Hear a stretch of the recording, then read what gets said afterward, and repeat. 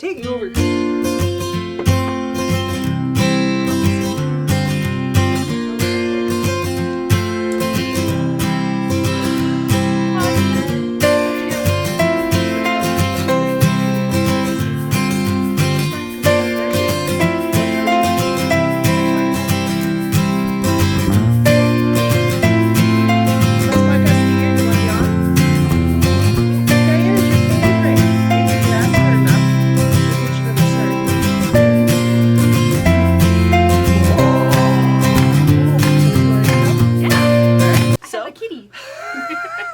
Welcome to the Northern Knits Podcast. We are two sisters in fiber and one quadruped, filming and recording from Winnipeg, Manitoba, Canada, our inevitably gabby and long-winded knitting podcast.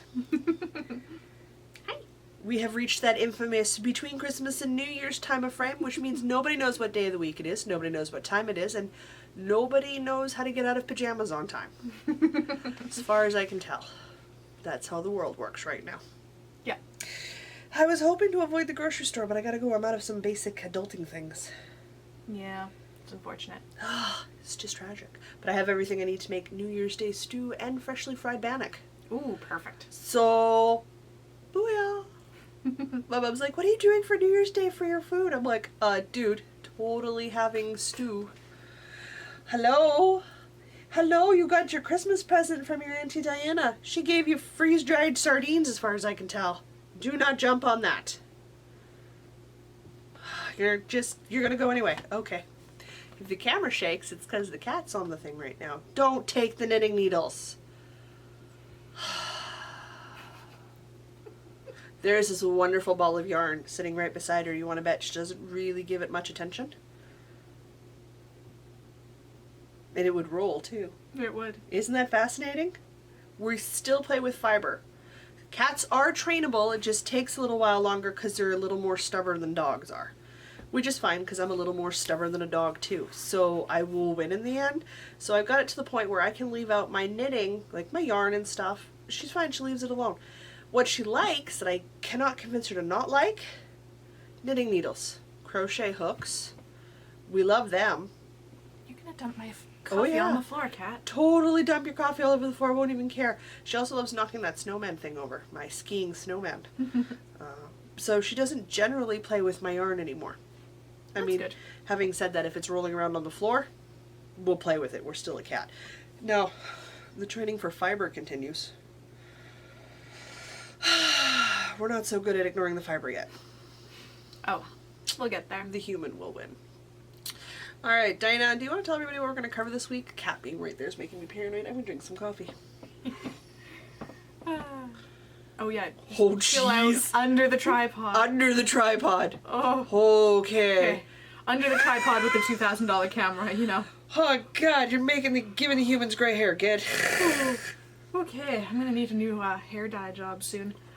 I'm gonna freaking have a heart attack. Cats are gonna kill me.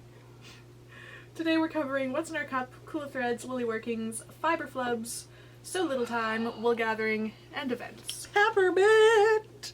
Gingerbread. Diana came to me today because she's got a vehicle. She's got them four-wheeled thingamabobber going on. So, it's the motorcade. The motorcade? It's like, what's the really old-timey word?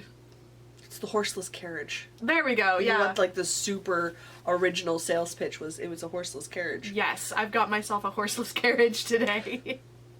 You're welcome. So she offered to pick us up Starbucks. And I said, free coffee?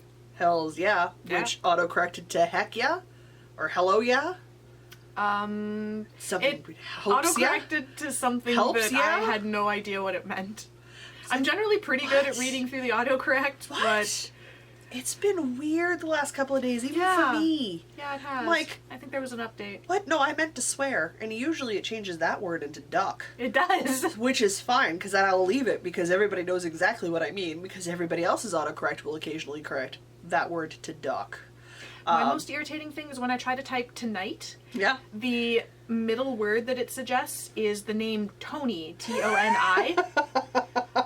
So I'll type T-O-N-I, and then I'll see that it's suggesting this word, so I'll go to press it. but in that time between seeing tonight and then going to press it, it changes into Tony. Yes. And so I tell people a lot of things are happening Tony. Which is great, because I actually know somebody named Tony. Oh my gosh, that's so amazing. it's extra fun. Oh, you've seen some of my autocorrects. Like, it autocorrects the weirdest things on me. Yeah. Sometimes it's just gibberish, and I'm like, come again? What? It's okay. I was replying to you fairly coherently, considering I was 3 hours into my sleep cycle when I replied to your text last night. Oh my goodness. I was like, what? It's buzzing. So I woke up, right? Because I thought maybe, like, I was needed or something, or the cat had got stuck somewhere. No, it was you. And I was like, okay, well, it's important, because you don't generally text after midnight unless it's important. Or like it was after more 11. like, I don't want to forget this thought. And I read it, and I think it made sense, and I replied, and I was pretty sure it made sense, and then I rolled over and went back to sleep, because I'd already been sleeping since 9. I was not sure that I was making sense. So You were! I eventually read it this morning when I got up at 6. We were totally speaking in English, or just our that's good. brains were so tired we didn't know what was going on. Cool. Well, we sorted it out. It was good. Gosh. Oh, I liked my last one, which was sleep now, coffee later. Yeah. Yeah. I think I got So- the gist across. Yeah. So we slept, and now we've got coffee, And and now we got everything's coffee good. and everything's good. I'm having a peppermint mocha latte with extra peppermint, and I said, you know what? Fudge it. It's New Year's Eve. We're recording on the 30th of January. I'm having it with real milk. My stomach's gonna kick me in the teeth later. I don't care. It's the 31st of December. Is it not the 31st? It's the 31st of... Jeez, Murphy. I think. I already covered that it's February, between March, that Christmas and New Year's. I can never remember how many days are in Yes. a month anyway. Yes, December has 31 days. Today is the last day of December. So CBC told me. That's all I know. Yep. I stopped paying attention after that. That, and I got the weather, the weather, and went, oh, it's gonna be crisp out there today. Yeah, I saw the weather this morning, and like, oh, I didn't plug the car in. Yeah. So my mother-in-law's car didn't start this morning, Nope. so they It had to come needed a rescue me. rescue. They were very nice, so I'm going to return the car with a full tank of gas. Oh yeah. Which I don't technically need to do as per our agreement, but they came out to boost me at -30, so That's fair. they get a full tank I mean, of gas. And it's one of those things that when you have a car and you're good people, you're on that short list of people to call when a rescue is required, because you are decent humans and you will go help someone at -30. There are humans out there who won't. I was always on the short list for a lot of my friends for university, because I would drive up to the university from where I live here, which is about a 20-minute drive to the U of M campus. 25 if it's high traffic times. 30 minutes if it's rush hour. I would drive over and boost them and help them get things. But I mean, if I was on campus and we were having problems with it, I could call my dad and he would drive 45 minutes one way to come help us with the vehicles. Oh, Because my dad's good people. it's good to know good people. You gotta know good people in your life. You gotta. Or the ones that you know will answer their phone. Not everybody does that. Also true. I'm drinking a gingerbread latte. And I had to reheat mine because I like really, really, really hot beverages. I did my best to get it here hot, but it's cold. It's really cold It's today. really cold outside. So cold. And unless they make it extra hot, it's not hot enough for me. Which, 'cause I understand that's really hot. And I explain that I understand that it's really hot. And I explain that means I can't just like stick my face in it. But I want more than 120 degrees Fahrenheit. Because I'm almost inevitably leaving the coffee shop right away and walking somewhere. And when it's too hot for hot coffee, I have iced coffee. There's ice cubes in it. It's fine. But cold coffee that started off as hot coffee is not tasty coffee. No, room temperature coffee is It's not just good. Wrong on so many levels. So many levels. And I am pampered enough of a princess, thank you. I want my hot beverages hot and my cold beverages cold. And is that really too much to ask? I mean, it's really. a giant first world problem, but it is my first world pain in the keister, and I like to complain about it. I was like, oh, just have this tap water. It's not cold enough.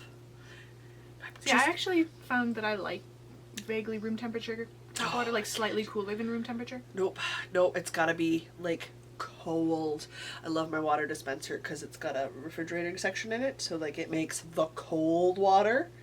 It drives my mom nuts because by the time she gets up in the morning when I'm visiting her, I've already cleaned out all of it and it's making more cold water for her on hers. She's like, I drink a lot of room temperature water when you live here. My response is, get out of bed sooner. I'm going for coffee now, bye! Oh, gosh. Ooh, we decided I'm gonna go out in April. So I should be home in May before you guys go for your honeymoon, or just after. Okay. Random thought.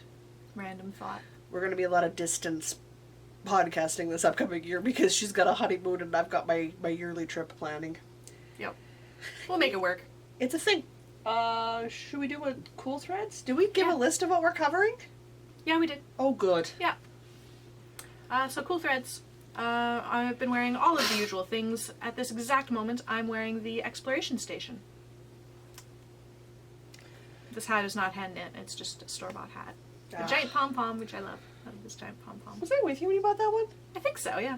Yeah, I bought it last year. I was totally with you. Oh, yeah, because that was right after we tried on I put on the snowman, the Yeti hat at the bay. Right, yeah, and I had like a Christmas tree hat. Yeah. Yeah. You should have bought those hats. If I ever find a hat as ridiculous as that again at Christmas, I'm so buying it. They were pretty great hats. They were pretty freaking amazing hats. We should have bought those hats. I still have the pictures. Life regrets right there. I didn't buy that. My mother would have laughed us right out of her house. She would have been absolutely astounded that I would do something like that. Oh, that's fantastic. Mm-hmm. Okay. Oh, right, yes. What cool threads have you been wearing? Well, I've been out because it's been cold enough now. I've got my worsted weight shawls pulled out. Still no hat. We only got to minus 30 in the last couple of days. It's been minus 20 otherwise, so it's been the worsted weight hats and my white mittens, which are store-bought mittens. Do not get mad at me. Internet, do not at me. They have grippies on the inside of their palms, I can grab my cane. Mm-hmm. My cane Very doesn't important. just slide out away from me, which is really handy during the darkest time of the year. When I White cane on white snow white in cane, the dark. white snow in the dark. It's gone, guys. Like, I don't know where it's gone, but it's somewhere. Oh, the number of people who have to rescue me is astoundingly large. So my heavy duty winter white mitts have grippies on the palm and up on the inside of the thumb, so that I can, and they're windproof because they got that vinyl thingy on top, so I get the most amount of windproofing. And because I can't stick my hand in my coat pocket like you do when you get cold, and with your mittens, like you can use your coat to help wind protect it and barrier it. Yeah. This is only a thing you understand if you live in a cold environment, people. I can't do that because my hand has to be out in front of me at all times with my mobility device to telling me what's going on the ground. Because snowplows do not make things flat. This is true. And a lot of times you hear me go, whee! When you're walking with me in the winter. This is true. Or you watch me tilt dangerously at 1 degree. Yeah. I'm It's always an adventure with you. I'm sure there's been times when people driving past us you've watched me tilt, gone, ah! And people have watched me tilting, and somebody goes, ah! And I have no idea what's going on behind me, right? So I just like, whoa, look at that, I'm going sideways now. Okay. Yeah. It's exciting. Yoga, great for balance. Is it? Is it really? It is. So I've been wearing my coffee shop shawl and my squish crescent shawl because as much as Diana likes to complain about crescent-shaped shawls having a lot of stitches, and they do.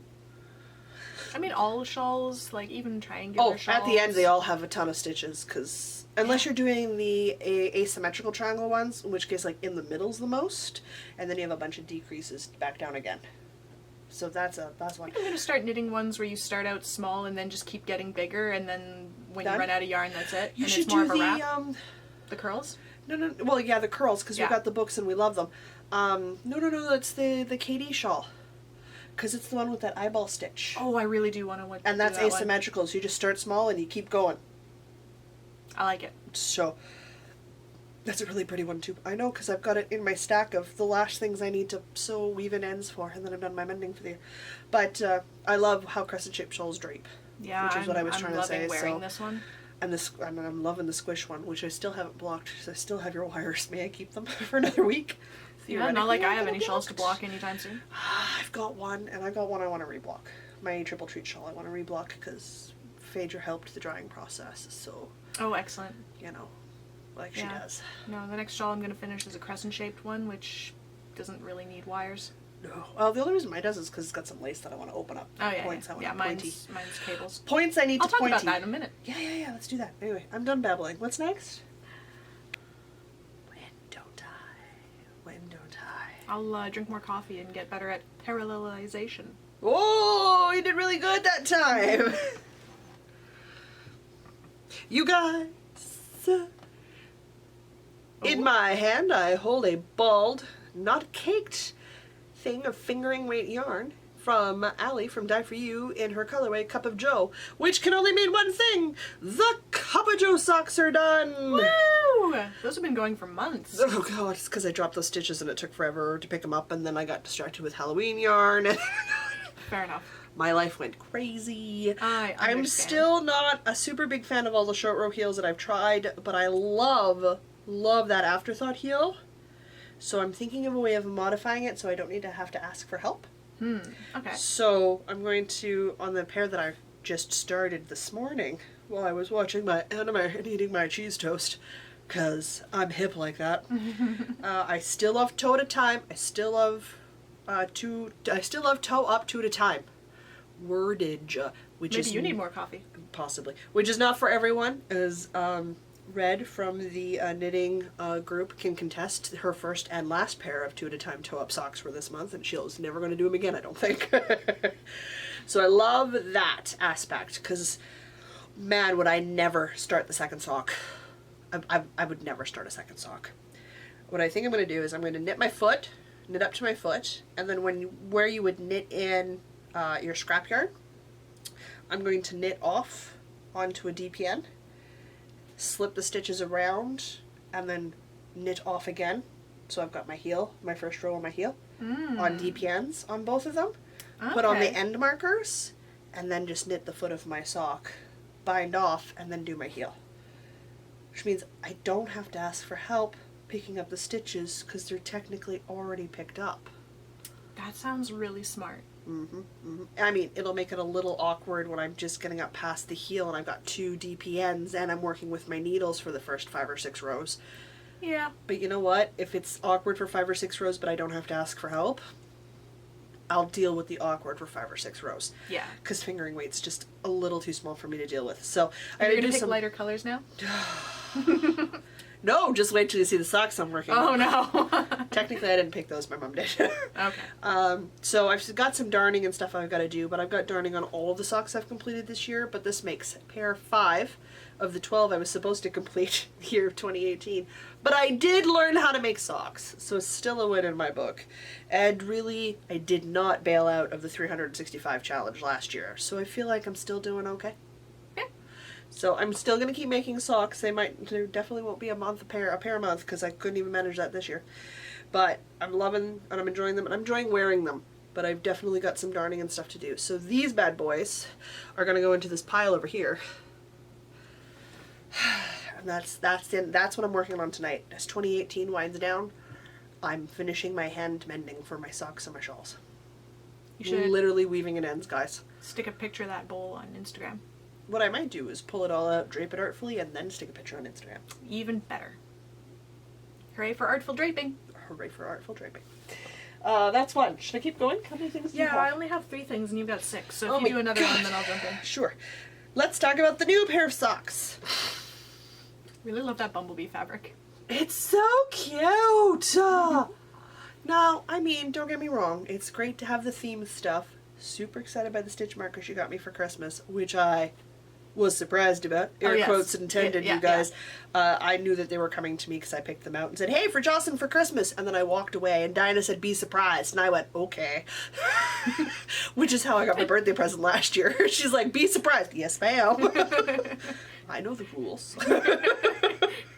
It was great. My grandma sent little things this year because she sent $300 to me before we went to Knit City. And she said, be surprised at Christmas. So like half of that yarn that came home from Knit City was my Christmas present from my grandparents. And I went, okay, I don't have a problem with this, because she didn't want to try to go buy yarn for me and not get the right colors. Yeah. So she's like, yeah, we're doing that again next year, because that just made my life so much easier. I'm like, ah. So I got the little odds and ends thingies that grandmas always give kids. Even my mother's doing it. I was like, you're turned into a grandmother. Anyway, this is the project bag that Miss C made for us, and it is great for 2 skeins. I tend to like a lot of space in my bags, so what this is actually perfect for me, because I do socks 2 at a time, is my 2 at a time socks. Because I've got just enough extra space floating around in here that I can tuck a 3/4 pair of socks in, and I'm not mashing it into a bag. So that's exciting. So this has become my new sock bag. And early on in the year of 2018, my mother bought me 2 skeins of Bernat sock. Mostly because she likes the feel of it, so she wanted to see if I could knit and see how they felt knitted up. So this colorway is called newsprint. I looked it up earlier on my magnification glass this morning because I was like, oh man, I'm always asking Diana to read those things. So she got me 2 because she didn't know how much it was, and I don't really know for the Bernat socks for my size of foot. I would probably be fine with 1, but we're going with 2. So I'm actually gonna end up giving it to you because I forgot what the blend is. Okay. So I will give you this. Bernat socks with an X. It's a pattern, blah, blah, blah. I'm not doing the pattern. I have my own recipe. I'm happy with it. It is 60% acrylic and 40% nylon, machine washable and dryable. Oh, no wonder my mom picked this one because she can put it in the washing machine and the dryer. Yes, I'm making them for me first because I understand how big my foot is. My mom's got all the instructions from the Fish Lips Kiss Heel collection on how to draw her own foot form. She just Dad hasn't been home long enough to do it for her yet. If most adults work 40-hour weeks, my dad works closer to 60. He's always been very work driven. So I think she said outside of Christmas and Boxing Day, she's seen him for about 8 hours last week. Because he's been that busy. So he gets home and literally goes to bed and gets up in the morning and he's gone again. Wow. He's a busy man. He works in construction. He's a project coordinator. So like there's always stuff going on. And then you let all your crew go for Christmas and you only hang on to the absolute bare minimum so you can give holidays to as many people as possible. So something always goes wrong because there's no staff.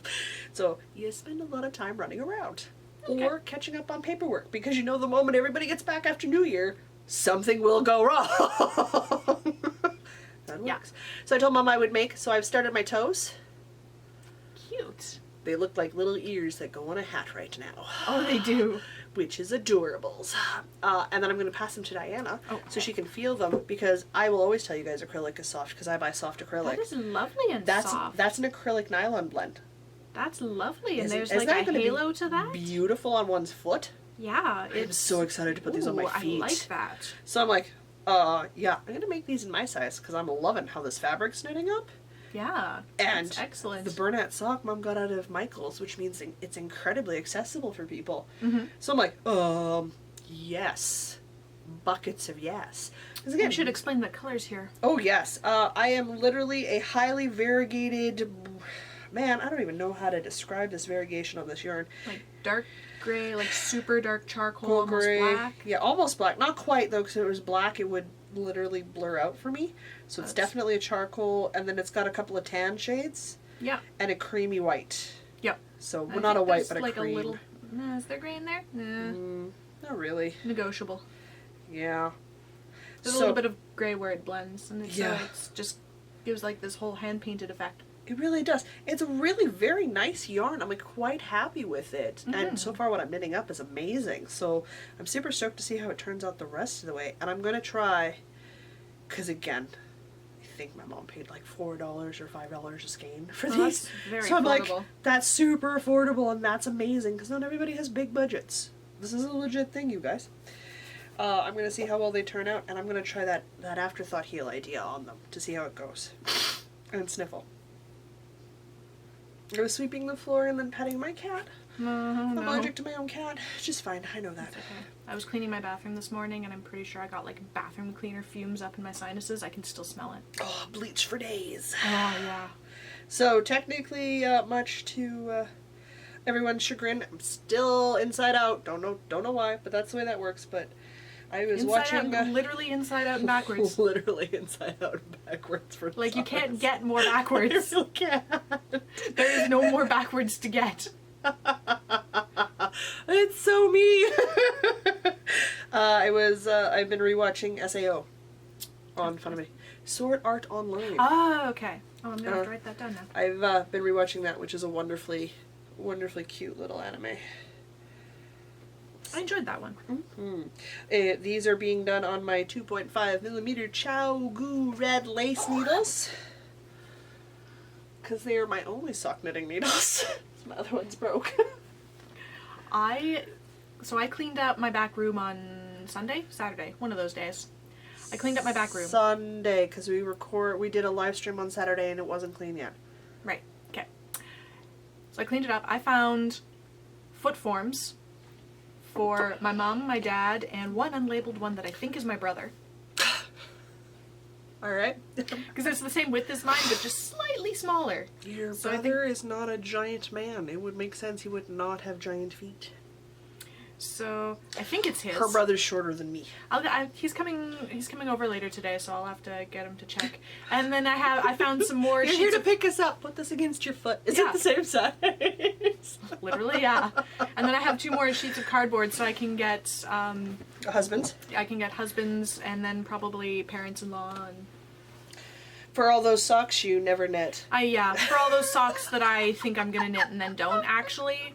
But if I have foot forms, it's slightly more likely. Okay, that's fair. That's fair. Ooh, is it your turn now? It is. Oh my gosh. Yeah, did I say I found more sock knitting needles? You found more? I found more. I have, what size Well, are that these? that would not surprise me. You've been knitting socks longer than I have. Oh wait, that's backwards. Hang on. That's So the backwards.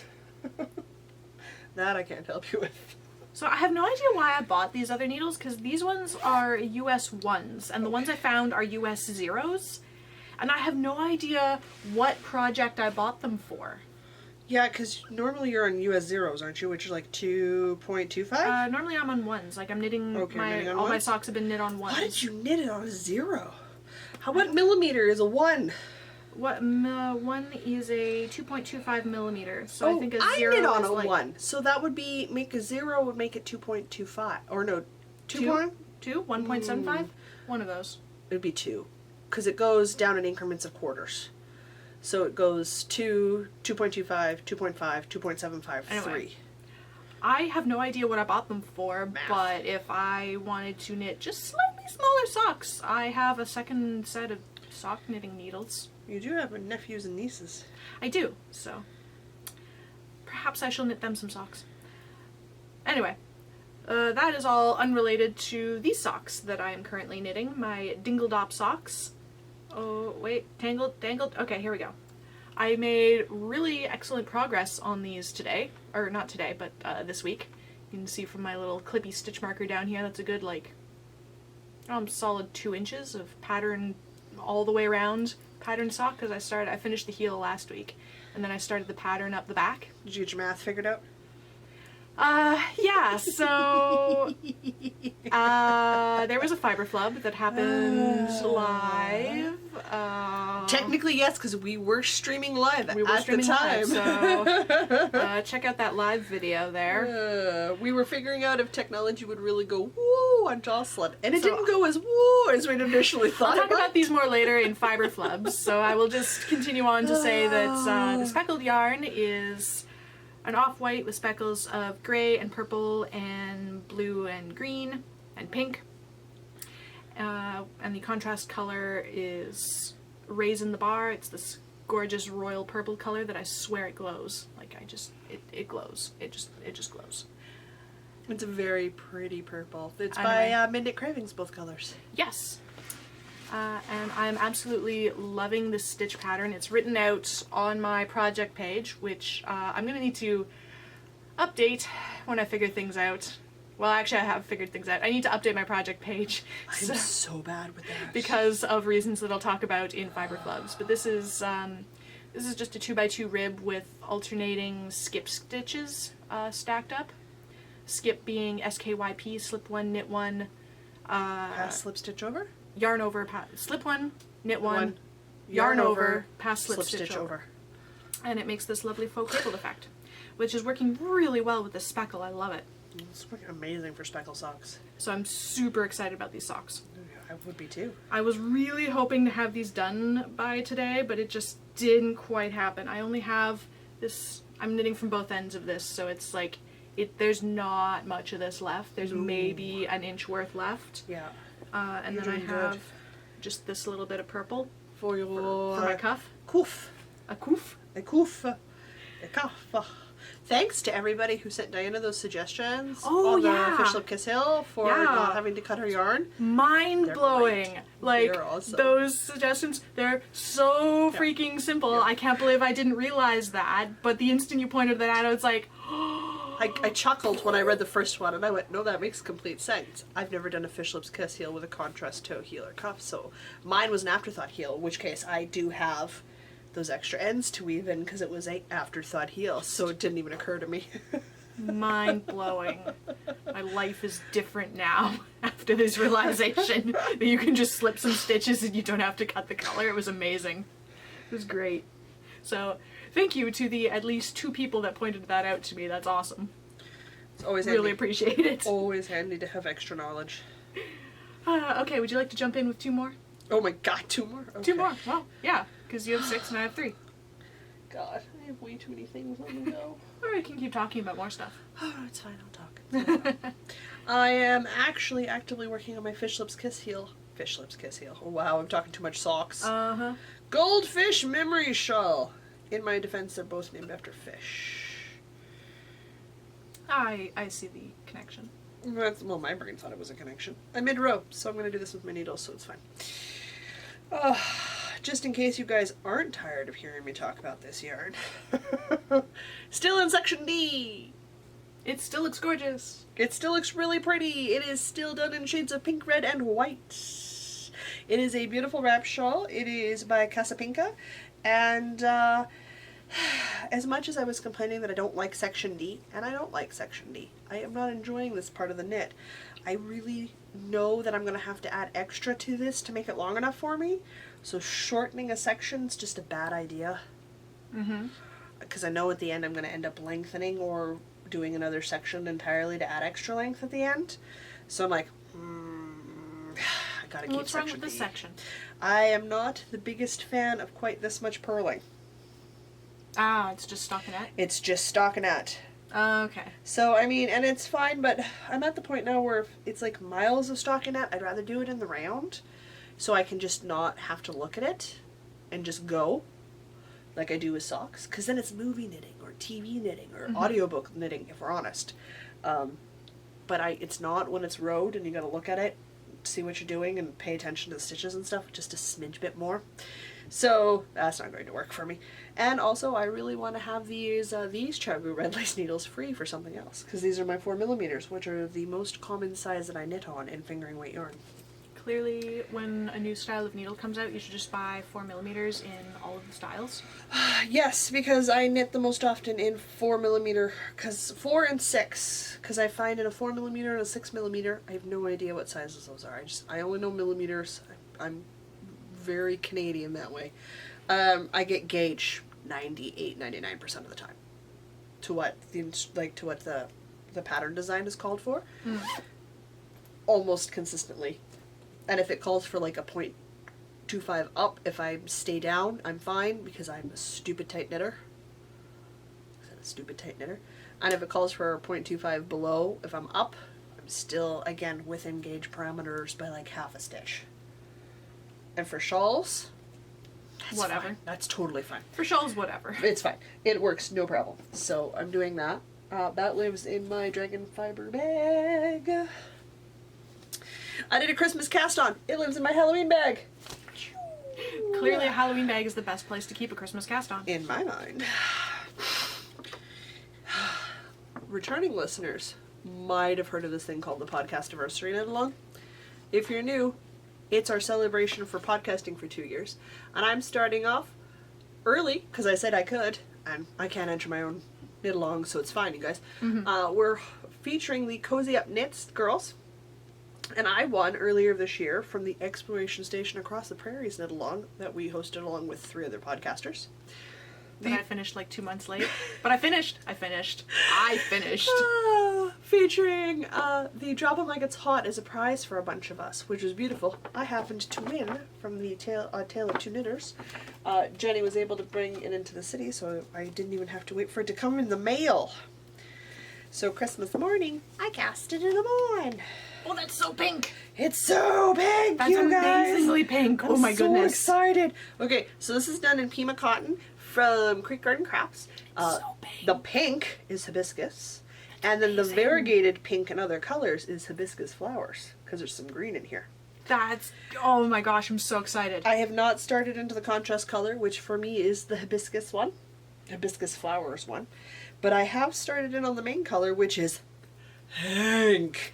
And because it's done in a cotton, this is going to be in the springtime. Can you just imagine this on my blue, cobalt blue jersey sundress? Yeah. Oh, Oh man. I'm living for it right now. Oh. I literally have done one solid section, and I just started the lace section.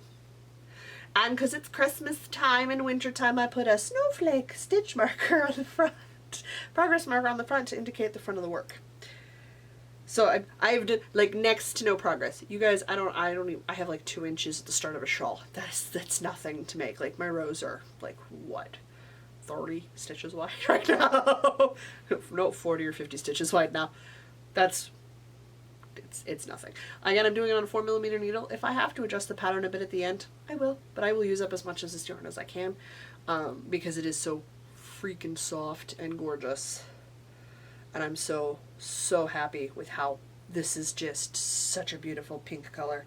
Pink's like, it's so rich. You think pink, you think like baby pink. This is not baby pink. No, this is like hot pink, but like... It's like a hot fuchsia pink. There we go. That's what it is. That's a descriptor of words that doesn't make any sense. It's a hot fuchsia pink, you guys. You know what it is?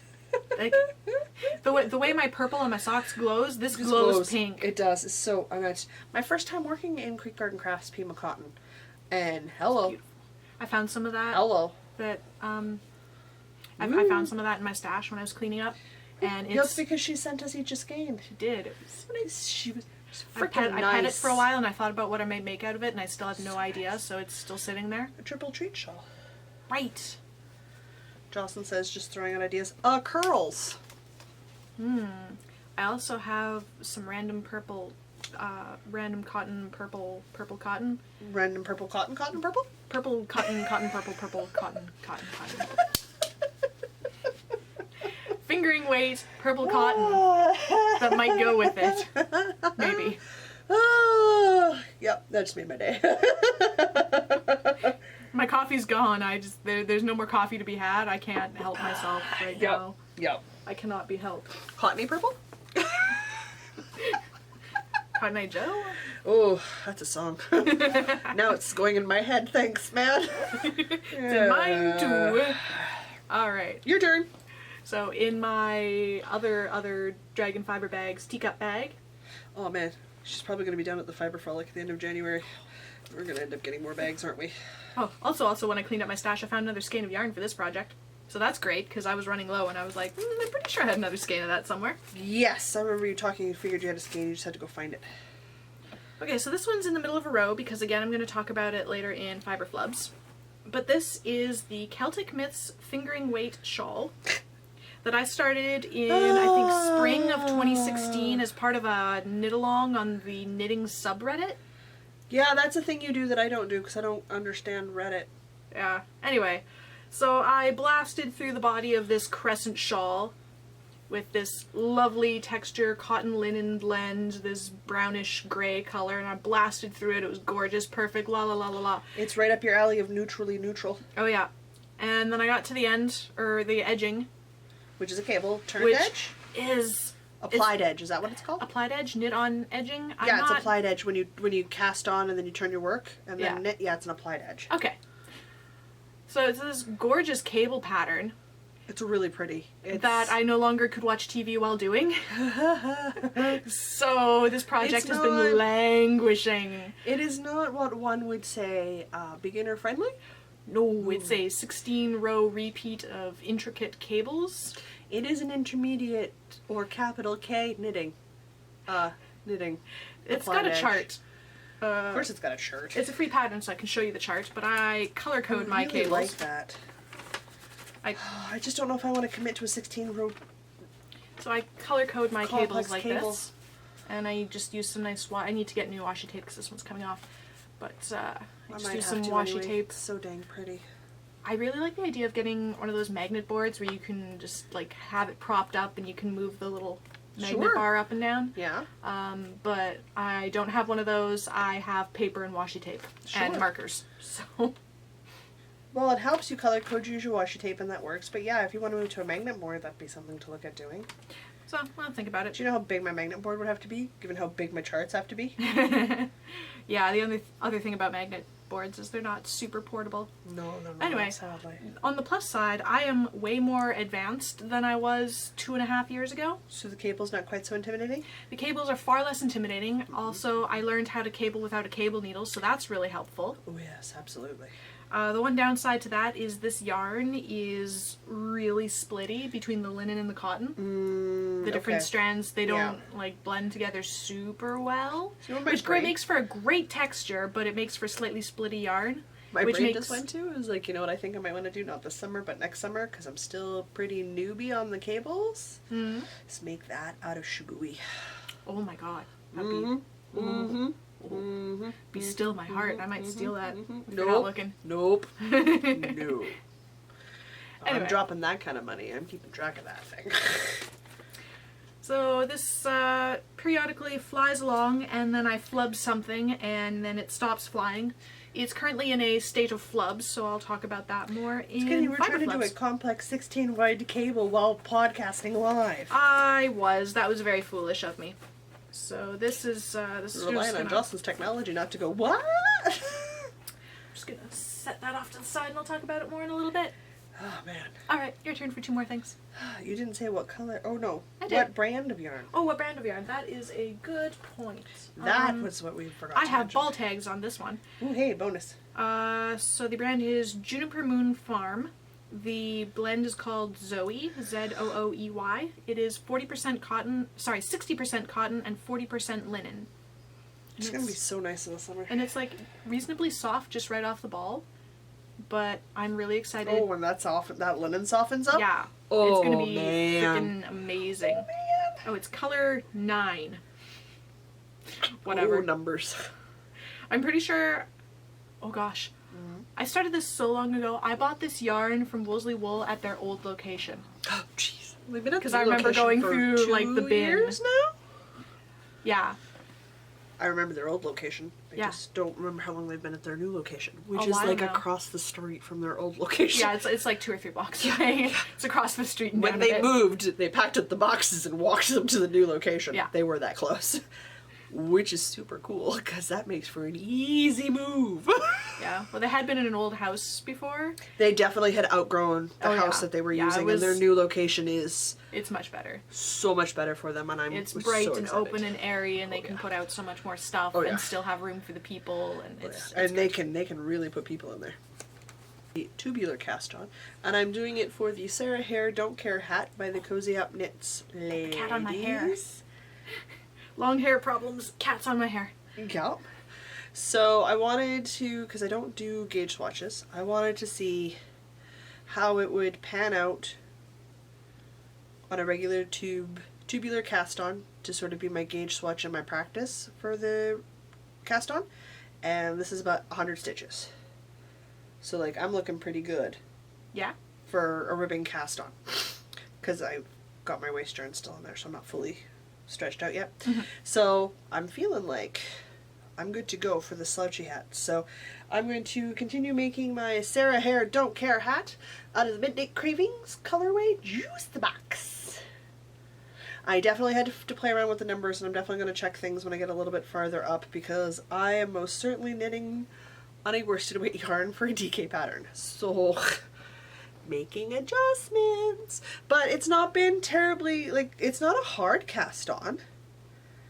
It's definitely more than a one-step long-tail cast on, but I'm really enjoying it so far. And if it turns out, and I mean, let's be honest, if I pull out the waist yarn and I don't like it, I'll just pull it apart and do it again. This is my first time casting on. I'm okay doing it 2 or 3 times to get it. So I'm really excited. I'm also really loving having only like 4 rows in this colorway knit up, how this Juice Box's colorway is knitting up. Didn't you knit something else in that at some point? Yeah, I actually had I had a second skein of Juice Box, Berry Burst, and Pink Mimosa that I put into my niece's, well, it ended up being my niece's Rivers wrap. Ah, that's what because I knit the Rivers wrap from I'm not using Shannon both hands. Cook Is last that not year. enough? I need both hands. You were not doing as instructed. So I've got my next set of needle size up that I need to move to once I'm done my ribbing. And once my ribbing is done, I can start on the last thing that I need to start. And I need to... And I've had coffee. I mean, I'm going to, even though I currently have 5 projects on the go, I'm going to get another one going, plus all the other ones that I have. Have you commandeered, Diana? Oh yes, I've been totally commandeered. Duly noted. It may be the last day of December. We've already discovered I can't do dates. But the first clue for the Twin It Up MCAL has already been released. It's sitting on my phone right now. I'm going to be vicariously following this because we all know how good I am at knit-alongs. That is totally fine. You are perfectly more than welcome to vicariously follow along the MCAL and berate me so that I get it done on time so I can check off my first box on my Knitting Bingo Challenge card for 2019, which is finish an MCAL on time because I am that bad at doing it. So I have my 3 skeins of yarn ready to go. My 4mm needles that I need for this sitting in there. And again, they call for a 3.75. But I know when you call for a 3.75, if I was to use a 3.75mm, the fabric would be too tight. So I'm using a 4mm. If I have to make adjustments at the end of the shawl because I'm running low on yarn, then I will do that. I don't have a problem with that. That doesn't bother me. To sort of wing it, as it were, at the end. Because I'm also running with 2 skeins that are only 400 yards, not 420 yards. So you're really living on the edge. I'm living on the edge here because, well, it used up all of the 420 yards of the test knit that they did on the 4mm needle. But again, I knit really tight, so I don't know if I'm actually going to have a problem or not. Because it's a mystery knit along. I don't even know what shape I'm making, you guys. It's a mystery! It's a mystery. I literally have the clue downloaded on my phone. That's as far as I've gotten so far today. And then I went, oh, my 4mm needles are on my cast on for my hat. I need to get my hat to the 5mm needles first. Whoopsies. I have 5 sets of 4mm needles. They're all in use right now. I love 4mm. Anyway, I'm using 3 skeins of yarn. 2 are from Knit Picks. Cat hair in my nose. And well, yeah, she does that. She gets a bath tomorrow. She's having a New Year's Day bath. We're going to brush her and bathe her and brush her again and then trim her nails. She's going to hate all of the humans tomorrow. All of us. We asked my brother-in-law to start first. Because he'll do that in the morning and I'll brush her in the morning and then I'll leave her alone for a while and then my sister will come downstairs and we'll bathe her and then we'll brush her again and she'll hate both of us. So I suspect she will pout at me for at least an hour tomorrow. Oh, only an hour? Well, yeah, because then after that it's snack time. And all is forgiven. And all is forgiven for snack time. So I am working in the 2 colors from Knit Picks that I got on sale earlier this year when I ordered my yarn for the flat white sweater I'm going to make. I had to order these. It had to happen. They're an alpaca something. That's descriptive. The ball bands are on my computer desk. I'm covered And in that's cat. far away. It's a fingering weight alpaca bund. So it's going to have... I forget what the blend is. You know what? I have to create a project page. That theoretically will happen. You know, and I video edit this, guys. So I actually watch this before you see it. And my brain goes, do your project pages. It still doesn't happen. I will endeavor to correct that this week. Because every once in a while I actually remember to update my project pages. When I was deciding on yarn, your guys' suggestions were amazing. I ended up sticking with these 2 being paired together because the red one on the bottom here, which is like, you'd say what, a wine red? I'd go with a deep kind of winey russet red. And almost go, it's a blue, but I'd almost go like a forest blue. Which seems like a weird combo. Blue spruce kind of a blue? Yeah, blue spruce, that's a good way of describing it. And they are called, respectively, on the bottom that I'm holding up here to the camera, the red one is called Elizabeth, and the blue one is called Bennett. They're very pretty and they look so you good can't together. see my face, you guys! I love Pride and Prejudice. It's a great, not romance story. It is a great public satire on society. And Elizabeth Bennet is one of my favorite characters. So when these 2 yarns popped up, I was like, Mother! This is the thing I have done! My mom said that was the only justifiable yarn purchase she can understand the whole year, was the one related to book characters for me. It is an amazing, amazing sarcastic satire, Pride and Prejudice. If you read it properly, if you don't, you think it's a romance story. It's not a romance story. It's a social commentary. Okay, I'm off my soapbox. We're fine, guys. It's still hilarious as a romance. Though, just saying. It's so funny. Yeah. When read as a romance, yeah, it's still quite funny. And I think this Midnight Craving cake is the girl next door. We think. We're not sure. We discussed this. I found a random Midnight Craving ball band, which is not out of the norm, out of the usual, like normal for me, you guys. I knit a lot of Midnight Craving because the girls are amazing and they have amazing yarn. And I go once a year and kind of stock up. And oh boy, am I gonna stock up this year. So together, I have 2 solids and a speckle, and these are beautifully contrasted. So I've got red, and I got the blue on either side, and sandwiched in the middle is this wonderful white base with a light speckling of Ow. Get reds, off my hair! blues. Hello, babe. Where are you going? Cat. What would you say that color is? Coral. Sure. Do you know what? It's going to look great is what it's going to look like. Because these just blend together beautifully. So, super excited to start. I still haven't decided what colors, what color yet. So, step 2, read my instructions. Step 3, cast on. Step 4, profit. Where's she gone? She's behind your head. Of course she is. She's next to the snowman companion. You know, sometimes she attacks that, so you've been warned. So that will theoretically start tonight, once I've got my hat done. I'm either going to like it and do the ribbing and away we go, or cast on again and do my ribbing. But either way, I have to be done with those 4mm tonight so I can cast on that shawl. You're making your mother paranoid. Can you go away now? No? It's not snack time! It's not snack time yet! You are very chubby! You do not need snack! Nope, we were talking about the yarn that I started winding for a hat that I'm going to make for our podcast anniversary knit along. Right. Which is the only new project I'm starting until all of my other stuff is done. Because I don't have any work in... We know what treats these are. Ignore the Jocelyn. She's literally... What is it? All of a sardine. I was hungry. Yes, I got a treats for the cat with a pun for the human. The human enjoys the pun, and the cat actually... This is the first, like, dry treats after the boar that she's eaten. So I might have to go back to... It's the Village Pet down in Osborne. You guys. Auntie Diana gets the best treats. Auntie Diana gets the only treats she'll eat that are not, like, aren't lickable, delectable, lickable treats. The only dry treats she'll eat are the ones you bring her. Oh, I feel honored. Yep, there's your... Listen, I'm not holding a sardine for you while you eat it, princess. Eat your sardine on the floor. I slept it this morning. You ran around like a crazy person because I had the broom out. Yeah, the only... And we've tried... My mom's brought home like half a dozen. My sister and brother-in-law brought home at least 3 or 4. You are the only dried treats she'll eat are the ones you bring her. Well, so... I mean, I do discuss it at length with the cat that lives at the store. Village Pet, I'm coming for you once these sardines are done. Because... They deliver, too, within a certain distance. Well, within quite city frankly, limits, they're I like... What? A quarter of a block from T-Story? Yeah. So, do you think it's going to be that hard for me in the summertime when she's done all these? Because there's a lot of sardines in this bag, guys. You know what? She's looking for another one already, so you might be out of them sooner than you think. You just find little random sardine eyeballs everywhere. There's going to be sardine heads I'm a all over little my bit floor. sorry, but also I think this is hilarious. Except when you start getting messages where it's just a picture of this random sardine head in the middle of my floor. You know what? I look forward to no that and being context. really confused. This is all your fault. And your husband looks at it and goes, "What the is Jocelyn sending you?"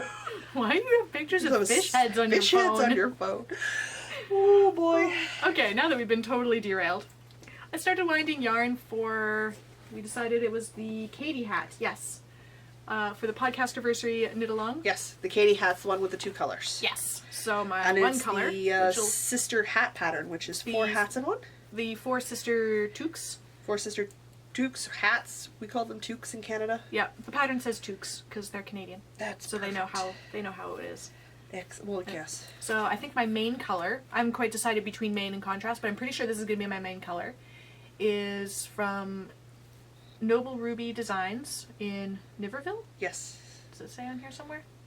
Anyway, There's this lovely mossy color. It looks like moss growing on stone. It does look like moss growing on stone. It's That's called amazing.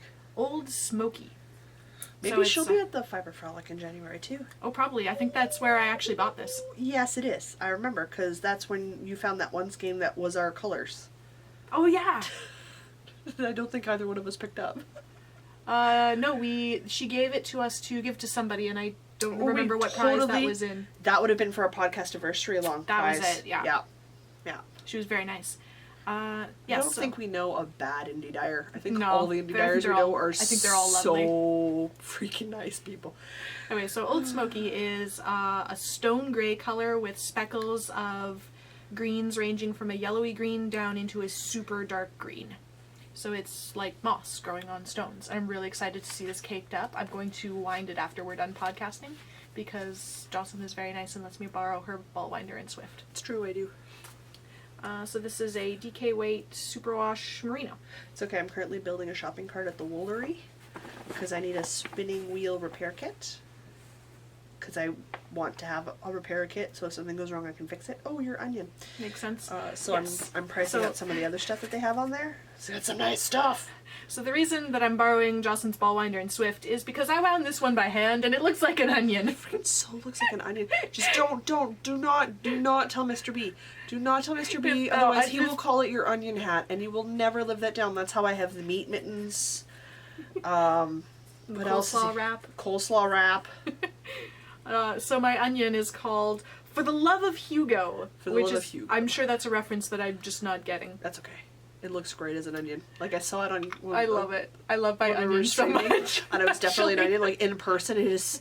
I want to get an onion from my refrigerator because it is just. It's an onion. It's like an onion. I love it. It's so good. So its base is like a yellow cream color, and then it has like variations of orange and speckles of black, dark blue. I'm gonna go with black. Question mark? So it's got like speckles of reddish orange and speckles of black, and then varying shades of yellow and orange. Okay. So it looks like an onion. I'm really amazed. How much it looks. Hilarious. I love it. Anyway, this is going to be the contrast color So good. for the Katie hat. It's exciting. I'm excited to start it. I might do a New Year's Day cast on just because I can. Why not? What else It's are you the doing New Year's only Day? new thing I'm gonna knit until. If you follow us on Instagram, I was posting some stories the other day when I was cleaning out my stash. I have a bin of yarn that all now fits in one bin, but I also have a bin. I actually have an unfinished objects bin now. Okay. So I'm just going to knit out of that bin. I stacked them in my closet, and the UFO bin is on top of the stash bin. Oh, so you could totally do a Make 9 challenge. Just pick 9 of your UFOs. Yeah, I can. So, yeah, that's that plan. Yeah, I think that's all of that. You can tell that having unfinished objects does not bother me the same way it bothers Diana. I've been cleaning, and I feel so good when things are clean. And fiber flubs. It's all you, baby. Oh, you just leaving the sardine? Yep, we're done with sardines now. Oh, okay, that's cool. Fiber flubs. I flubbed some things. I was due for flubbing some things. 'Cause I hadn't done it in a while. So, if you remember, these socks that I'm really pleased with. They have a 2x2 rib pattern, which is a repeat of 4. 4 is divisible by, or 4 goes into 60. Yes. 4 does not go into. The problem is that with the skip stitches, I actually have an 8-stitch repeat all the way around. 60 is not divisible by 8. 64 is divisible by 8. Uh-huh. Which means, on the right side of both my socks, I'm going to have 2 columns. Nope, sorry, not the right side. The left side of both my socks, I'm going to have 2 columns that are the same. And Super I'm just excited because I knit at 64, which means you're divisible by 8 is fine Just when I so do it. disgusted with myself that I didn't think that there's such a simple mathematical thing And I didn't think it all the way through when I started. I put so much thought into getting it to line up centered on the front of the foot, and I didn't think about it going all the way around for the leg of the sock. And I'm just so disgusted with myself that I didn't think of this simple little thing. It's not stopping me, obviously. I'm not fixing it, I'm just going with it. But that is flub number 1 that I suppose technically happened weeks ago when I started these socks. And I just realized it on Saturday. No, Friday. So that was a great realization.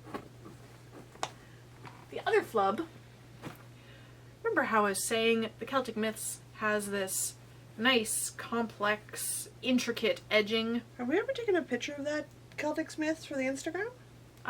Yes. I'm not 100% sure I ever posted it, but I did take a picture. Yeah, so this nice, you guys, intricate theoretically, if you listen to us or watch us and you want to see our works and stuff, they do go on our Instagram feed. Eventually. Mine go on a lot. So I'm in the middle of a row right now because I got to a point where I'm trying to do a cable and I don't have the correct number of pearl stitches. I don't know where they went. I don't seem to have screwed up on the previous row. Everything looks okay. So I'm not really sure where my other pearl stitch is. So I need to go hunting for it because currently my cables are not cabling the way that they should cable. So, cables! Don't do cables and complicated charts while you're trying to talk to people on the internet. It's not going to go well for you. This is what I have learned. This is my lesson in humility. I am a much better knitter than I was when I started this project, but I'm still not that good. I don't know if there's anybody in the verse that is that good. I'm pretty sure Miss D of Knit Club can knit lace and hold a conversation. Listen, Miss D at Knit Club is probably sitting at home nursing her newborn and knitting a complicated lace chart pattern without even blinking an eyeball because she is that talented. But I am not that good. She literally just ate the head off the sardine and left the rest of it. Yeah. Jesus, cat. No, I'm not leaving a random sardine on my floor. I'm a little bit sorry about the sardine treats, but also I think this is funny. Well, she's not getting any more today. She's had 3. That's more than enough. Yeah. Alright, there's my fiber flubs. Lessons in doing your math and humility. I don't have an ego about anything I do. You watch me ask for rescue all the time. What have I done? Just wait till I'm practicing my cast on for the evening star shawl in the fingering weight yarn because I have to master it at fingering weight before I try to do it on the lace weight because I can barely see fingering. I cannot see lace, which means that cast on is entirely by feel for me. Good luck. Going to be a lot of stitch markers in my future, guys. And lifelines. And a lot of me going, oh, Diana, I don't know what I've done. It'll be fun. Well, we're still friends at the end of it. Winning. Let's be honest, I'm going to probably do the winter on my mind first because it's an easier pattern and I can grow accustomed to working in lace. Fair enough. It is now your turn to talk about so little time. You had mending. I finished my mending! Not terribly accurate or true. I finished all the big projects. I have a small bowl. Well, that's a lie. It's a big bowl. It's, 3 shawls, 5 pairs of socks, and a hat that literally need ends woven in or minor repair, and they're done. And I will have no mending to start 2019 off with. Again, until tomorrow morning when my niece does her laundry and more stuff comes into the mending pile. But that's 2019. That's a whole other year's problem. Exactly. I rarely have all of my mending off my to-do list to start a new year with, so I'm feeling very accomplished. My sewing machine is still giving me tension, grief, and issues, so I'm still trying to figure out what's going sideways with that. 95% of the time it's human user error, and it's usually just me. So my sister is at one of her clients today, but tomorrow she's home because it's New Year's Day and she takes the day off. We're going to sit down and see if we can figure out what it is I've done and fix it. Good On the plan. bright side, my dad is irritated with how much trouble the sewing machine is giving me, so when him and Mom come down in the new year at some point, it's always vague in the wintry times when they come down to visit. Oh yeah, it's probably dependent on weather. It's dependent on his time off. Oh, that too. Yeah. So next time they wander down, no idea. Guys, that could be, February, that could be April when they're picking me up. Like, we just don't know. He's going to get me to order the things I need for the new old hot stuff. Because he can do the little repairs that I cannot. So we're going to, it's literally installing a new faceplate, a light bulb, and replacing the outside electrical. I would offer to help, but I have 0 sewing machine experience. That's okay. So I don't think I'd do a very good job. They're all things individually on their own. Myself and my father have both replaced on other sewing machines. So we're not worried about it. I just have to order the parts for the machine so we have the right parts in. Oh, that's good. So I'm going to do that sometime here shortly, and then they'll be sitting here waiting for him. And he would have done the electrical anyway because he does electrical from time to time. Nice. I do not. He's like, what was his response? If he can replace electrical panels for whole houses, he can manage a sewing machine cord. Nice. I was like, yes, sir, you can. Otherwise, everything else about the machine is well up to date and is good to go. So that's the only 2 things I gotta do. And there's fewer options and moving parts. So theoretically, I can screw less up. Good. And we're gonna double check measurements because I think there is a self-threading machine assister for which you get out of from the CNIB. I have the catalog that would let me self-thread the sewing machines, so I wouldn't have to ask for help doing that either. Nice. Yeah. That's awesome. So that's on my list to double check the measurements for that and get a little random add-on thingy that will make a sound when fill my cups up too high. It just sits on it's got a sensor on the inside and it tells you when, so I can go to other people's houses that have dark interior cup mugs and actually, not feel like the decrepit Not pour hot water all over counters? 90-year-old grandmother that's not allowed to do things. Has to sit quietly in the corner. I mean, I do appreciate getting my counters clean, but... Fill my own teacups like the mature adult that I am. My life, you guys. Saying you don't want to, stick your finger in boiling water to see how high it is? I really don't. It hurts. Fried my side of my thumb the other day because I accidentally touched the side of the frying pan. And I can see that. Oh. That's okay. I burned myself on a pot making turkey stock the other day. Oh, yeah. And you do it and you're like, seriously? Like, I know better. Yeah. What am I doing with my life? What did I do? Why did I do that? Anyway. It's time for some wool gathering, I believe. Woohoo! For this section today, being the last episode of the year, which is now the first episode of the new year when it goes live, we're doing a recap of some of our favorites from 2019. 2018. Because 2018. we're going into 2019. We are. I know numbers. And goals for 2019. Yes. Which I think texted you the other day and said, oh my god, are we doing this? And I went, sure. So I came up with some this morning. Oh, good. Good. Yeah. You probably have more as per usual. I have 5. Okay. Because you said you had 5, so I narrowed it down to 5. Because you were like, sure. And you're like, I need a few things to think about. And I had 6 off the top of my head. I actually have 7. Hey, I can keep going. This is not a problem for me. Cool. The first thing, my spinning wheel. Excellent. I bought an Ashford traditional secondhand this year. And it's a very pretty machine sitting just over there. Beautiful. I am not holding it up, guys. It is heavy and I do not want to break it. It is beautiful. I need to convince my niece to stop pulling the kitchen twine that I use as my drive belt off. Yeah. Yeah, that's a thing. Currently off again right now. She tells me she went, oh, I moved it because it's fun. 12-year-olds. We're working on that. I expressed to her mother and her stepfather that is a $200 machine that they will not be able to replace because it is already secondhand.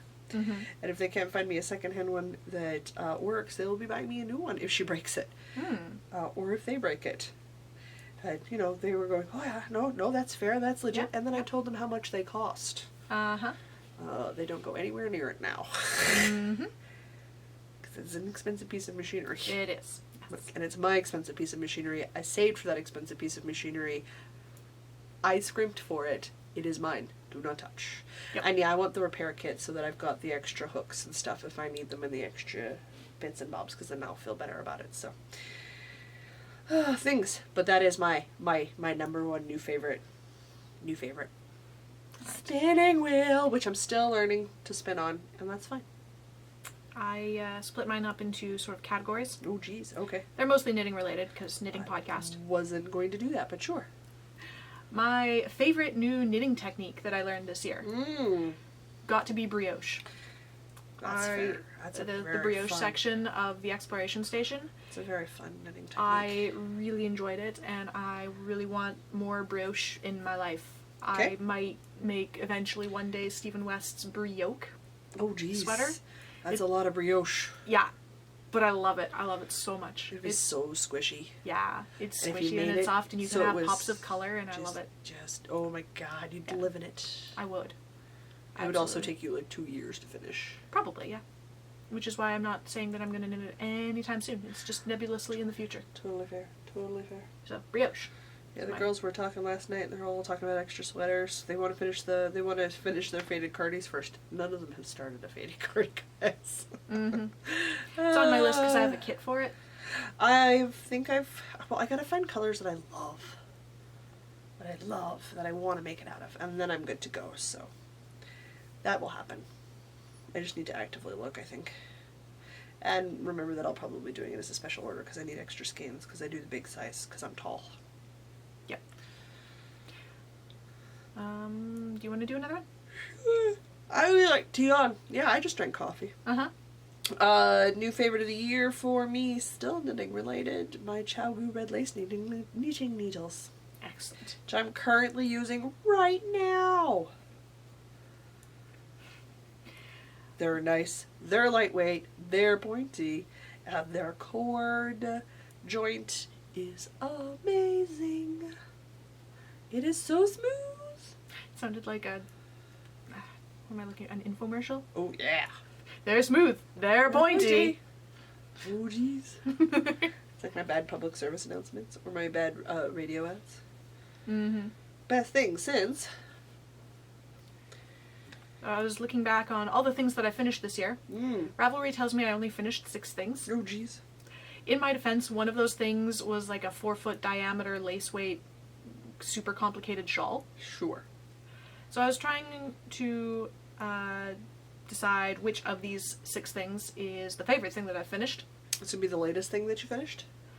I'm really torn because I'm super proud of the wedding shawl with all of its crazy complicated lace. Yeah, It's going to be the most complicated thing that I've ever knit for a very long time. that's totally fair. But in terms of what I've been wearing the most, it might have to be the Rivers wrap. Yeah, you really have worn the Rivers wrap a lot. I finished it when it was warm out, so I didn't weave in the ends and wear it right away, but then like fall happened and we went to Knit City and I finished weaving in the ends, and I've worn that thing almost every day since I wove the ends in. Yeah, until In September. Yeah, until your exploration station was done. That was all you wore. I've been wearing both of them now because yeah. it's cold. Yeah. I put the Rivers wrap on the outside to hold my hood in, and this one on the inside to wear like a cowl. Yeah.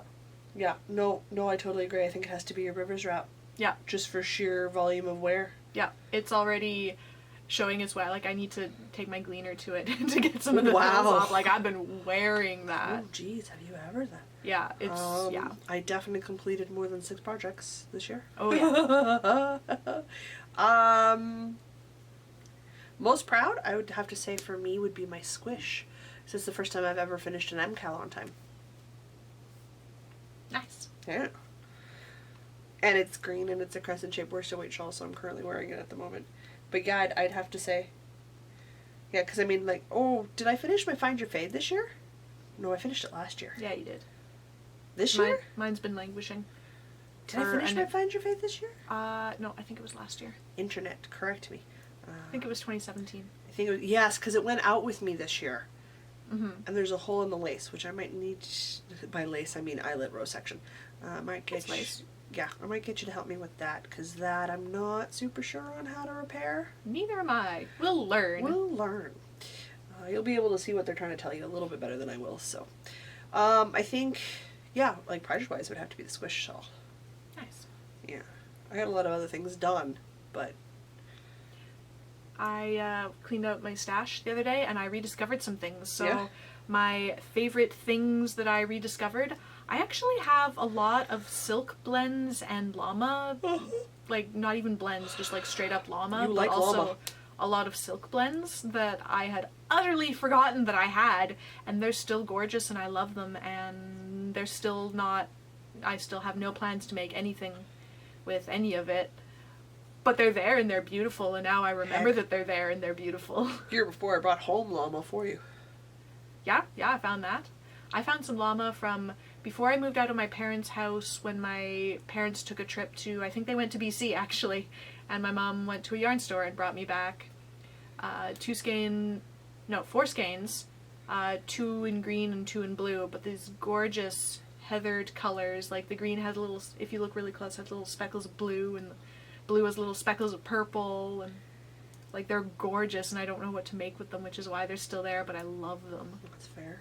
And then I've got these silk blends, like these single spun DK weight. Like, I don't know what to make with this because it's just gonna fall apart, but it's so soft and it's so shiny. So what I'm hearing is practical is not the yarn for you. Cashmere, folks. She needs more cashmere in her life. I may have had a phase where I bought impractical yarn, and I still love it, and I will make something with it. We all do that to ourselves. I learned this year about more practical yarn choices. Good, good. I think my favorite new color to knit with is neutrals. Yes. Because Rivers Wrap was all in neutrals, and I was like, these colors are fine, I guess. And then I knit the thing, and it's like, this is perfect. It goes with everything I own. It's all about the neutral discoveries this year, you guys. It's a thing that I learned. I still love bright colors. But practically speaking, I'm getting the most wear out of things that are more neutral. Nope. Bright colors all the way. Well, you've seen my color palette of choice. It's not like I don't pair bright colors together. I also realized my wardrobe has started to become like dark and neutral colored because I like to knit in bright poppy colors. So if I wear dark neutral colors, I can wear my knitted bright poppy stuff. I wear a lot of bright solid colors and a lot of white. So for me, color accent pieces are totally fine. Like this is going to look great fall, spring, summer. Because it's red, pink, and white. Yep. I'm wearing a black sweater with my pop of Exploration Station. I also have you can't see right now, I have donut leggings on. You do have donut leggings on. I do enjoy my pops of color in my neutrals.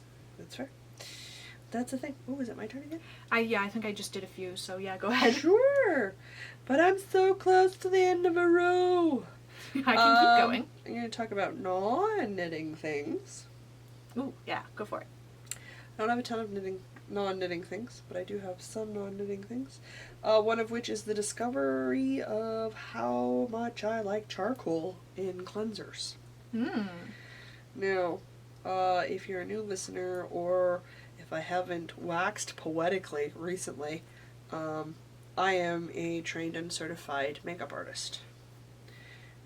It's what I do for a good chunk of my summer. When I say I'm busy in the summer, guys, the volume of weddings I go to is astonishing. It's truly astonishing. Now, I stopped using microbeads as soon as the science started coming out showing how bad they were. Just stopped. But I find with a lot of things like micellar waters or oils, they're too heavy for my face and for my skin combination. So I got really excited when the activated charcoal stuff started coming out on the market. Okay. Because the activated charcoal stuff is really good for oily skin. And it's What is activated charcoal? Like, what makes it different from different like non-activated charcoal? Literally, they just kind of play around with the charcoal composition. Not much. It's a little tweak and it's good to go. This stuff I don't believe is activated charcoal. I think it's just straight up charcoal. This is the Biore micellar water. This is the first micellar water I've ever been able to use that doesn't leave my face feeling greasy. What is micellar water? Says the makeup noob. Think of it like a cross between a toner and a cleanser. Okay. Yeah. It's more complicated than that, but I tend to pare things down pretty easily. You would wash your face, and then you could do toner or micellar water to help remove the rest of it, and then put your moisturizer on. Oh, okay. Yeah, just kind of helps put oils and stuff back into your skin. The charcoal ones, this is just the latest one I've been using, which I really enjoy. Strip enough of my skin that it still feels clean, but I don't have that oily after residue that you get with some of the basic micellar waters, which And if we're honest, I literally have a micellar rose water based one that I have for clients whose skin who's so sensitive that micellar water isn't sensitive enough for them. So like I've got stuff that is like you can use on a baby because that is how sensitive their skin is, and I carry it just for them. It's my sister. It's for a lot of the patients with eczema or a lot of sensitive skin issues, because it helps remove and cleanse and maintain, but it's not abrasive. I need something that's just a smidge more abrasive because I come with oily combination skin. Oil production is not a problem for this human, but I like feeling clean. So this stuff lets me, so I wash my face and I put this on and then I put my moisturizer on. Nice. So for me, it's replaced my toner, which I found toner's too harsh and abrasive. Am I still going? You got another? I have one more knitting thing. Sure. Which I will also pose as a question to you. What thing are you most looking forward to knitting or generally crafting or learning in 2019?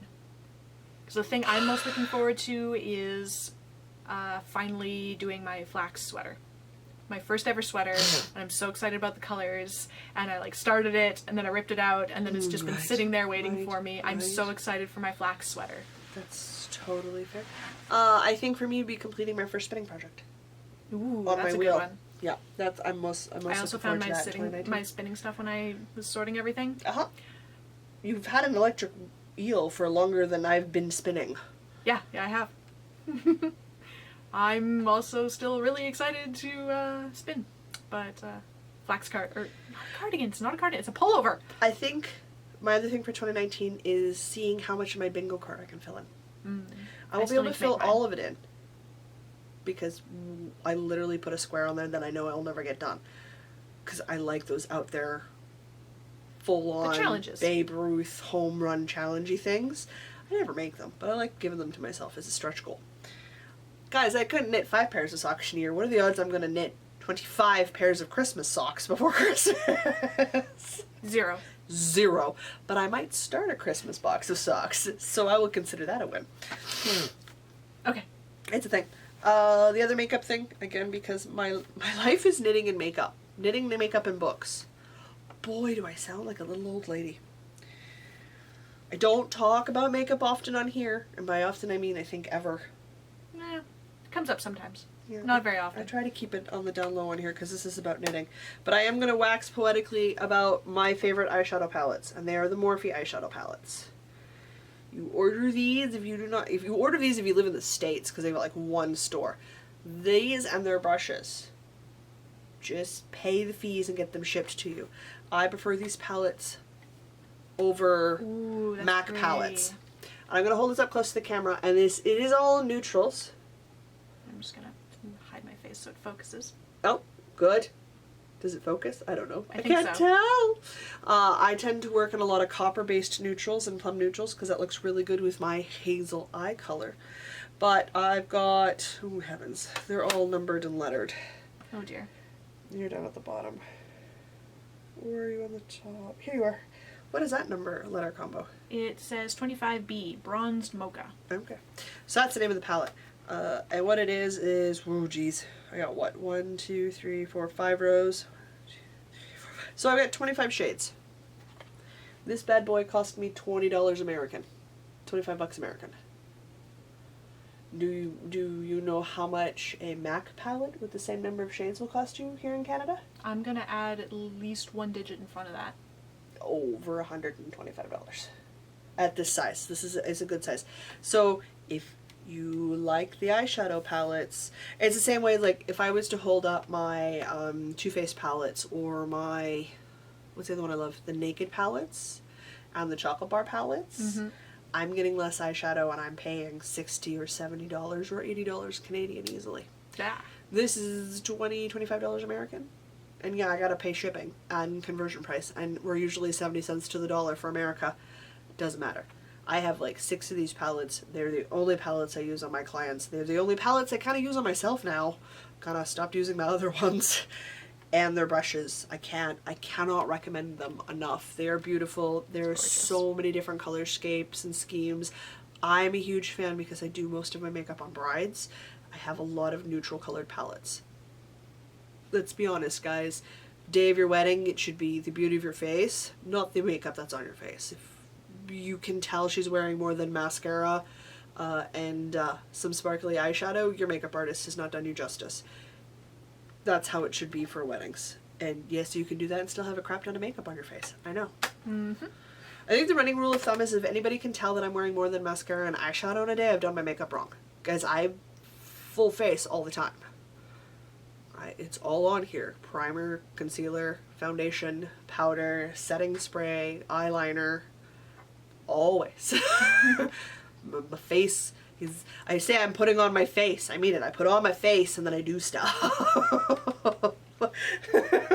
And I usually, when people see my face without makeup, then they go, wow, you're really good. I'm like, no, I just practice a lot. But it's these. They're so much fun and you can play around with things. And makeup's like yarn. You should have fun with your colors. I have eyeshadows, and I can't be bothered. Oh, I love makeup so much. I will waste hours. In fact, I have wasted hours. Also, added bonus when you're doing things like this, if you want to do special effects makeup. Neutrals. Super help. I think I had a palette that had a bunch of metallic shimmers in it. I pulled all my metallic shimmers out, and I was making myself into bronzed and copper dragons for school one day. And that was all with eyeshadow and eyeliner.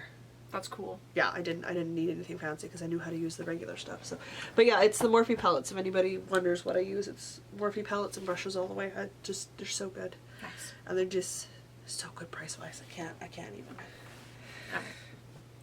Alright. My last favorite thing is board games. Hey, Because we talk about those periodically. we do. We're all big gamer nerds here. Wonder Woman stitch markers. Keep going. Oh, So I was trying to think of what was my favorite new game that I played this year, and I don't know. We were playing games last night, so I'm going to pick a couple from the last couple of days because I don't really remember what I was playing last January. I don't, to be honest. So last night we were playing, or one of the games we played was Herbaceous, which I believe... Just you and the hubby? No, there was a gaming thing going on at work. Some people, it turned out it was somebody's birthday, but that wasn't actually the point of it. It was just like a post-Christmas, pre-New Year's, everybody come and eat Party? too much food and play board games. Got it. So somebody else brought the game Herbaceous, which had been a Kickstarter game. Nice. It is this lovely little game. It plays in about 20 minutes. It's I am going super to my phone simple. for a reason. I'll have it linked in the show notes. But basically, you're just growing herbs and potting them for points. That's it. You're just collecting... Potting them for points. Well, you have like your little set of pots in front of you, and one pot takes pears, and one pot takes everything the same, one pot takes everything different, and one pot is a special pot that I'm not going to get into. Okay. The art looks like those old... Manuscript isn't the right word, but like the 1800s where they would draw the pictures of the plants and then write about them when they went exploring and discovered new plants. Naturalist diaries? Yeah, those things. I think that's what I'm... There'd be naturalist journals. Everybody Yeah. journaled then, but they would be naturalists? Yeah, probably naturalists about that point. I know for sure in the 19th century they called themselves naturalists. Not sure how they self-identified in the 1800s. But yes, I know what you're talking about. It's the Cabinet of Curiosities book, which is my coffee table book in the summertime, which currently lives over there. It's got a similar type of idea for it. Yeah. Anyway, that's... I don't know specifically the font stylization. I really enjoyed that game. It was really cute. Another one that doesn't exist yet, but is another Kickstarter game that I learned about recently is called Chai. Oh, And that's I'm the so tea one. excited. I'm so excited because one, it's a game about tea. That one when it Two, comes in. it contains a great many of the game mechanics that I really like buying stuff from markets and collecting sets and Yeah. just like trying, where it's not like super competitive, you're just trying to strategically purchase things and set them up and like plan in advance. I love that stuff so much. And it's about tea! Make money game? Yeah. I'm good at making money in game. So, it's called Chai. I will link to the Kickstarter. It's going until the end of January, I think. Well, I'm not going to pick what copy up because you're getting one. Yeah. That seems kind of redundant. And of course I backed the deluxe copy so that I get the metal Metal. coins. Yeah. Obviously. Obviously. It was like $9 extra to get the Oh, deluxe jeez. version. Done. Yeah. It was a $50 game anyway. I might as well pay $9 more to get the Don't even fancy have to stuff. think about it at that point. You're like, okay, take my money. Pretty much. I play a lot of board games in a year. And to tell you how often I win, I've won one. I don't think I've won any. I still game with Mr. B. We do it every other week or so. I won the Legend of Korra fighting game by sheer dumb luck, but I won't go on the list. Obviously. The only other one I want to mention, out of all the ones that I played this year, and I've played a number of them, some of them are repeats, some of them are games I've played before that I really enjoy and I played again. Some of them are games I showed off to other people this year and taught them how to play because I enjoy playing them, like Killer Bunnies. And I take any opportunity to teach people how to play Killer Bunnies and Galaxy Trucker because I find them delightfully chaotic. I played a little game called Tokyo Jutaku? Sure. Jutaku. It is a Japanese architect game from a Tokyo series. And I'm literally looking at my phone because I posted it on Instagram on my personal account. The reason I want to mention it, and I mean, I lost 18 to Mr. B's 19. Ooh. So I love games where we're that close. What I really love about it is it's a little card game and it involves little 3D wooden blocks. And the goal is to literally build the building specified requirements within the little shape drawn out on the block. So like super simple, right? You got your little wooden blocks in the middle. It's a block building game, so it appeals to me because I'm a giant child. I like those sorts of games. And you're restricted to the space based on whatever space it is. What I love is that it is not language dependent. Ooh. So the only instructions on your card is the picture you have to fit the blocks within, and 2 numbers. How many stories and how many blocks you have to use.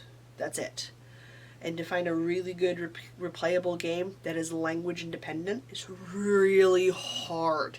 Mm-hmm. And ideal for, say, if you're learning English as a second language or you're new somewhere and there is a language barrier or an age barrier or you're working around something, I can sit down and there's such a small amount of information to keep in your mind that it's fine. The timing is first person's done, they get the point, and they can choose another building, and you can either choose to do another building or you can keep trying to finish the one you're working on.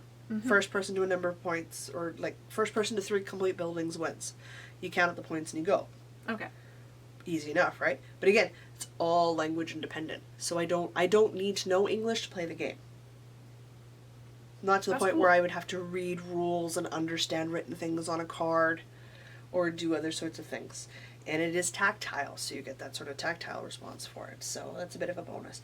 Not super accessible, because if you have mobility issues, it can be a bit of a problem. Mm. Sometimes, and by sometimes I mean all the time, Mr. B would double check to make sure I was within the lines. Because when I put the blocks down, the lines would get covered, and the lines are kind of thin. Right. Which is good, because they need to be thin lines, otherwise you can fudge it a little. So he would always double check my buildings for me, which is fine. But quite cute and quite fun, because it was really quite easy to play. And again, it was like less than 5 minutes to explain, and I think we wasted like an hour and a half building buildings. We were quite happy. Once the game was finished, we just kept building buildings. We just kept pulling down cards, and it kept building buildings. What was it? It was Jutaku? Yes, Tokyo Jutaku. Okay, I will link to that, along with my other games. No idea where he got that from. It came out of the Appalachian Gamer Mountains. Yep. Which all of the board games I play currently come out of, because my collection's quite small and curated, and his is quite vast and overwhelming. Mm-hmm. His board game collection is my book collection. Yeah, yeah. I think that sounds about right. Literal mountains. Yeah. Literal mountains. Yes, you have, and I have, built forts using my books as base structures for forts. You could build like adult-sized forts out of his game collection. Yes, you can do child-sized forts out of my books, but my books take up less space than his board games do. Yeah. Square inch-wise. Anyway, that's it. So that leaves us with what? Events and we're done? Events and we're done. Oh my goodness, guys, it's the end of the year. Year of the Sock it's done. I mean, I'll close down the thread at some point, early January. We'll do draw at some point end of January. I'm the worst at going, we need to do this. It'll happen. Don't worry about it. I'm on it. It's on the to-do list. So it will occur. The only things after that is get your knitting bingo challenge cards ready if you guys are going to join me in my Design Your Own Crazy for the year. I think that sounds like fun. Should you motivate yourself by giving yourself a prize if you get a row done? Yes! You should motivate yourself by buying something if you get one square done. I'm all about the carrot, I'm not about the stick, folks. Bribe yourself. Super duper. Like, do it up. Eat cake, buy more yarn, buy Eat some cake. pretty stitch markers. Yeah, like if coffee's your treat, and treat yourself to a fancy coffee. Do it up. Whatever it is you need to do, make those challenges the way you want them at the level at which you're excited to do them for. And I'm super excited to see people start posting, to see what people are creating in this year. So, pumped. Podcast anniversary has officially started. Oh, do we have a hashtag for the bingo? No. Should we make one? We should make one. Sure. Keep an eye out on our Instagram, Northern Knits Podcast on Instagram. I will make a hashtag. We'll figure out a hashtag. I don't know what it's going to be yet. I will figure that out. I'm sure we can find something. So that's good. The podcast anniversary starts on the 1st of January officially. I'll post an FO thread. And there's a chatter thread. Please keep chatter to the chatter thread. Please keep FOs to the FO thread. Every finished object counts as an entry for the draw for the podcast anniversary long. I have no idea what the prizes are going to be because I haven't gone to go get them yet. We'll figure it out. That's happening later. That's next year's problem. It really is next year's problem. The designer for the year is Cozy Up Knits. They have given us a 25% off coupon, you guys. So you need to go use that coupon and save yourself some dollarinos so you can buy some yarn. And it is the Northern Knits Cal 25. Cal, K-A-L. K-A-L, yep. Northern Knits, K-A-L 25. Yep. I will do an additional post update for the podcast anniversary with all the hashtags again on the Instagram. And if you need to go find it for spelling and stuff, it is in the Ravelry thread under the podcast anniversary Knit Along chatter thread. It is in there. I made sure it was good to go for you guys. What else we got? That's pretty much it planned. I'm going to be going to the Fiber Frolic at the end of the month in January, which is the 27th of January. It is hosted by the Norwood Naughty Knitters here in the city of Winnipeg. It is a place where I will have access to Daria and her fiber from Cloud9 Fiberworks. Likely dragon fiber bags, Noble Ruby, plus alpaca, plus others. So you can imagine where all my money's going at the end of the month. Which is perfect in my mind. So super stoked to go. It's on a Sunday, so we will have to adjust our recording time. I think go there, record after. Probably. I think that's a good plan. Yeah. Yeah. And then we'll have stuff to show. Because I'm not going to make any crazy... You're not going to be daft and say you're not going to spend money on yarn? Yeah, I'm going to. Good. Because you drove me nuts this year. But it's so pretty, but I can't buy it. Why are you telling me? You made this rule for yourself. I didn't do it. I'm not that daft. I'm buying everything my grubby little hands can afford. And I have no regrets, no qualms, no stress about it. If there are other knit-alongs and things that are joining in and you can double up with something for ours, do it. Hands down. Go for it. Enjoy. Welcome to 2019. We're so glad you guys are still here with us. If you made it to the end of this podcast and it was your first one, oh man. This is a long one. Props. Props. I've had a cup of coffee. I could go have a nap. Props to you guys. This is a beefy one. I wish you had a prop sword right now. Like, props! No. I have props, but not a prop sword. Anyway. It's a thing. Should have worn my ears. Just pretended they weren't there. I have a big pair of fox ears I can put on my head. This is my life, folks. I have a miniature to open. We have a podcast to edit. There's New Year's Eve parties for Diana to attend. And I gotta go buy garbage bags. So I'm gonna say until next week, I'm Jocelyn. And I'm Diana. And no matter where your week takes you, don't forget to knit. I love when we're in person, it's on time.